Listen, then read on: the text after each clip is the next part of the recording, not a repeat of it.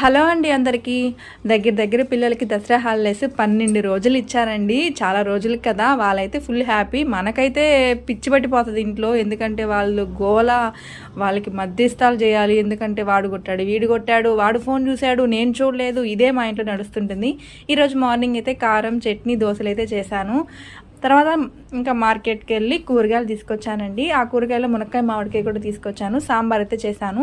మునక్కాయ మామిడికాయ సాంబార్ అంటేనే మా ఆయనకి ఇష్టము. ఇంకా ఏ కూరగాయ దాంట్లో వేసినా నచ్చదు. మునక్కాయ మామిడికాయ సాంబార్ అయితేనే అది సాంప్రదాయబద్ధమైన సాంబార్ అంట.